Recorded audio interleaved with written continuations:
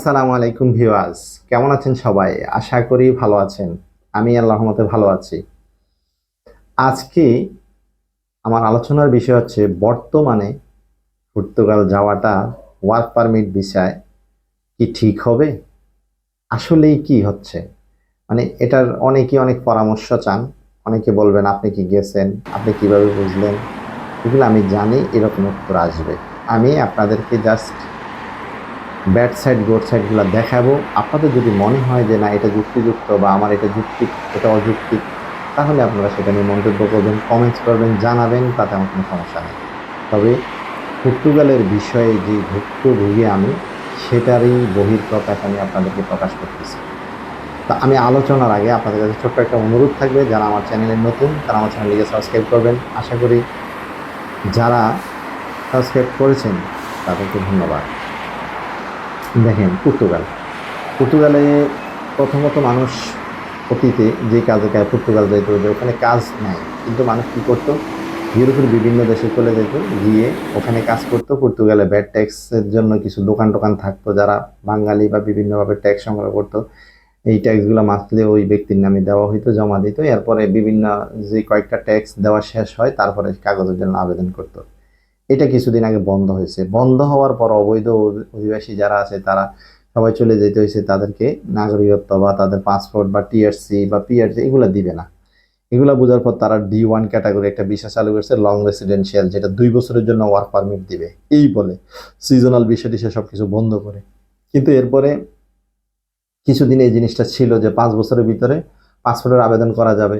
শুধু তাই না, ফ্যামিলি নিয়ে যাওয়া যাবে যদি ইয়া থাকে। এরপরে বাচ্চার নাগরিকত্ব হয়ে যাবে অটোমেটিকলি। কিন্তু বর্তমানে পর্তুগালে অনেক আইন সংশোধন করা হয়েছে।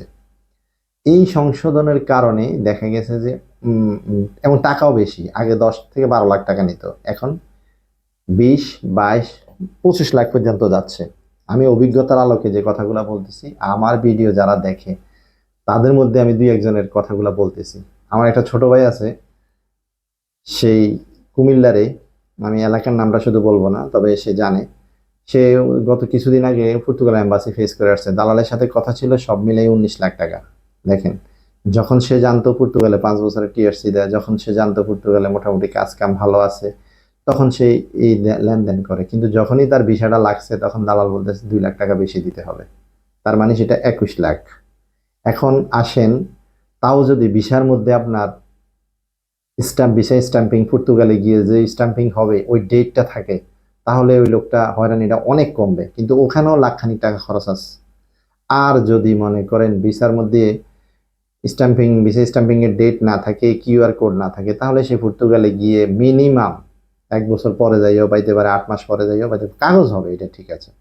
আবার অনেক ভাই দেখি যে মানে অনেক সময় আমাকে কমেন্টস করেন, হ্যাঁ ভাই, মানুষের জীবনে ইউরোপে যাওয়ার জন্য কত চেষ্টা করে একটা মানুষের লাইফে, আপনি মানুষদেরকে হতাশ করেন কেন এসে? আমি বলবো, আরে ভাই, হতাশে কি আছে? আপনি যাইয়া মরলে আমার সমস্যা কি? আমি তো আপনাকে জানাচ্ছি বাস্তবতাটা, যে এই প্রেক্ষাপটটা কি ছিল, এখন প্রেক্ষাপটটা কি। আমি না, যারা আছে ওখানে তাদেরকে জিজ্ঞেস করেন। পর্তুগালে সবাই বলবে যে কাজ নেই। পর্তুগালে যে কাজগুলো আছে, সর্বোচ্চ স্যালারি এখন কি দেয়? আরে ভাই, ইঞ্জিনিয়ারিং পরে ইয়া করে যারা যাচ্ছে, কিছু তো ভিন্ন, সৌদি আরবেও অনেক লোক আছে যে দৈনিক 5 লাখ টাকা কামায়। দুবাইতে আরব খান বহু টাকা কামায়। আপনি আপনি ওইটার লগে তো এটা মিলাইলে হবে না রে ভাই। এজ এ বাংলাদেশ থেকে আপনি যখন যাবেন, একটা নতুন মানুষ, আপনি না জানেন পর্তুগিজ ভাষা, না জানেন ইংলিশ ভাষা, আপনি কোনো রকম ও আয়াও করবেন। এটা দিয়েই তো আপনি চলতে হবে প্রথমে। এইটা দিয়ে যদি আপনি মনে করেন আপনি বহু কিছু করে ফেলবেন, আপনি 25 লক্ষ টাকা খরচ, অর্থাৎ চিন্তা করেন এখন কোটি টাকা মানুষের কাছে কিছু মনে হয় না। 25 লক্ষ মানে কোটি টাকার 4 ভাগের 1 ভাগ। তাইলে এতগুলা টাকা খরচ করার পর আপনি যাইয়া যদি মাসে ওখানে নিজের চলার জন্যই লাগে 600-700 ইউরো, এবার আপনি কি করবেন?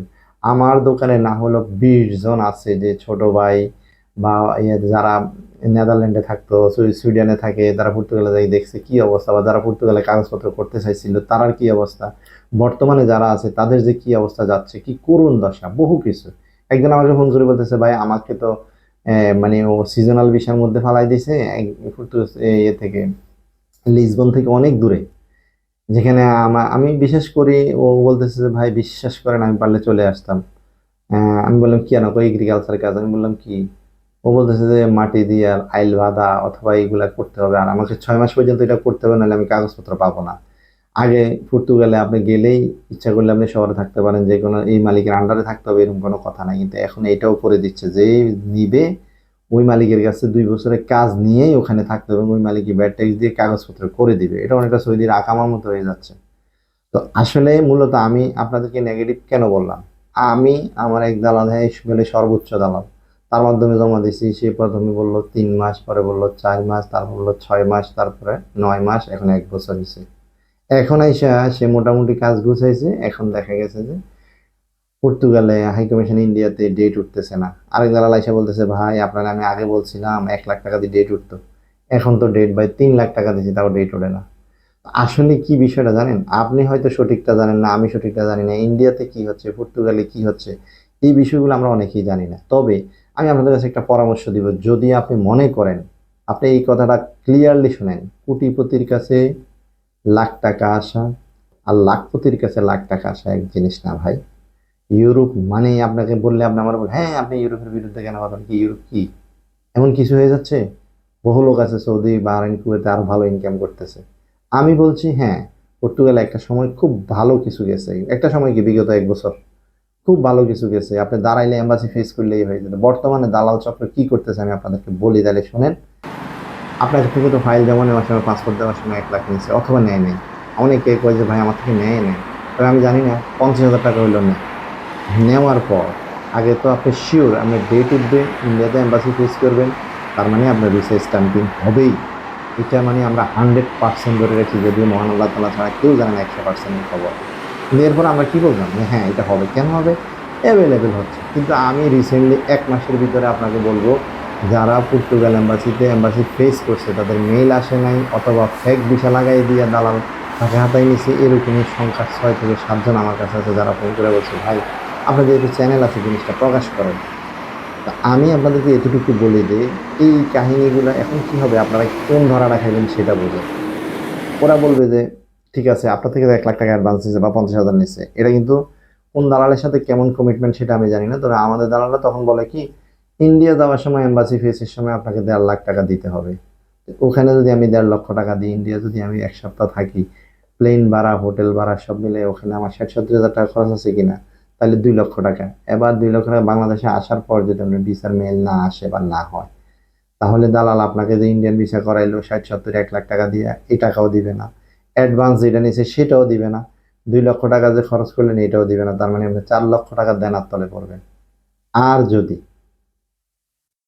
ডেট সঠিকভাবে ওঠে, ভিসা আসে, তাহলে তো আপনি বাঁচলেন, তাতে সমস্যা নেই। তবে আমি বলবো বর্তমানে ওই ইউরোপের নাম করে ইউরোপে ঢোকার জন্য মানুষ যেভাবে 20 লাখ, আমরা তো বড় কোনটা করছি 16 লাখ, যেটা বাস্তবতা।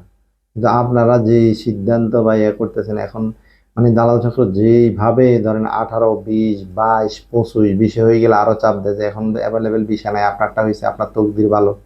আমি বলবো ভাই সিদ্ধান্ত আপনার, আপনি যাইতে পারেন, আপনার টাকা থাকলে 30 লাখ দিয়ে আপনি যাইতে পারেন ইউরোপ, আপনার সুন্দর লাগতে পারে, আপনি যান, সেটা আপনার ব্যক্তিগত বিষয়। আর এটা নেশা, নেশাটা একটু কাটলেই ঠিক হয়ে যাবে, কথা বলছেন। তো এই জন্য আমি পর্তুগাল নিয়ে এতটুকু বলবো, বর্তমান সময়ে 10 বছরের পাসপোর্টের আবেদন এটা কোনো সমস্যা না, এখন ইউরোপের অধিকাংশ দেশেই কিন্তু এটা আছে। কিন্তু আছে যে ভাই, ওই দেশগুলোতে তো আপনার বেতন পাবেন 1.5 লাখ 2 লাখ, কিন্তু এই পর্তুগালে কি এটা পাবেন? আর অন্য দেশগুলোতে তো আপনি চাকরি করলে ভালো ইনকাম করতে পারবেন।